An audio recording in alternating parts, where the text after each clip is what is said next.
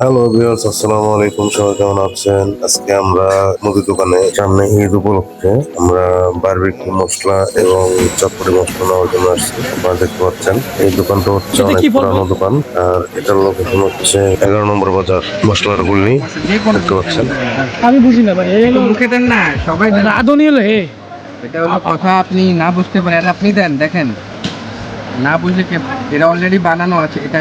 আর শুধু জিরা নিয়ে নিলে, জিরা ধনিয়া নিয়ে আর কিছু লাগবে না, এটা জিরা ধনিয়া গোড়া ধনিয়া না, এটা কমপ্লিট করা আছে।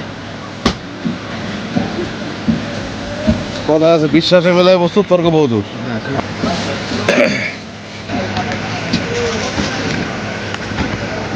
ওটাতে কি কি লাগে একটু আমার একটু বলুন তো, একটু নামটা বলুন তো। হ্যাঁ, এর মধ্যে পাঁচফোড়ন লাগে, ধনিয়া গুঁড়া লাগে, জিরা গুঁড়া লাগে। ও তো যেগুলো যেগুলো দিবেন ওইগুলো একটু রাখার পর একটু নামটা একটু বলে দেন।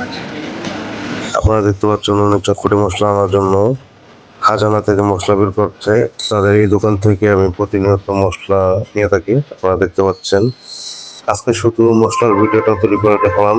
আশা করি ঈদের পরে আমি ইনশাল্লাহ বারবিকিউ এবং চটপটি তৈরি করে দেখানোর চেষ্টা করব।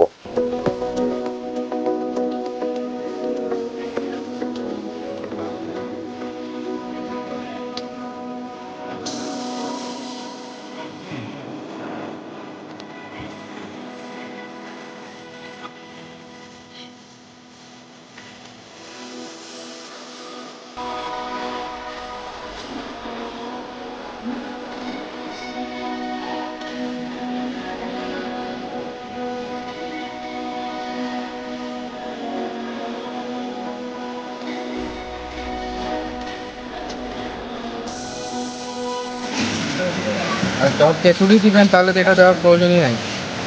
তারপরে আপনার টক লবণের চেয়ে তেঁতুলটা অনেক ভালো। অনেক ভালো, অনেক ভালো।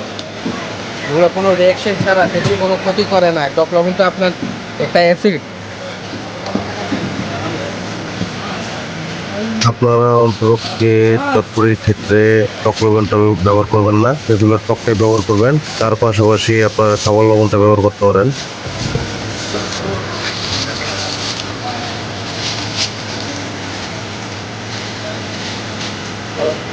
তো যে আপনার চটপটিতে কি কি মশলাগুলো এগুলো দিচ্ছেন, মেডিসিনগুলো দিচ্ছেন? এর মধ্যে পাঁচফোড়ন আছে, ধইনা, জিরা, আর হলো আপনার বিট লবণ, টক লবণ। আর এছাড়া কিছু, আর এটা হলো চাট মশলা, এটা পাউডার হচ্ছে ওটা চাট মশলা। তারপর আর এই বারবিকিউতে কি কি মশলা আছে একটু বলতে পারেন? এটা তো অনেক 54টা জিনিস, লম্বাটা বলেন। 54টা পদ আছে, যেমন কী নাম বলবো, এক একটা নাম বলতে গেলে তো ঝামেলা। এগুলো মশলা সহকারে সবগুলো ইন্ডিয়ান মশলা, যেমন স্টার মশলা আছে, বচ আছে, একাঙ্গি আছে, তাম্বুল আছে, তারপর চুঝাল আছে, অনেক কিছু মিলা তারপর এরকম মশলা তৈরি হয়।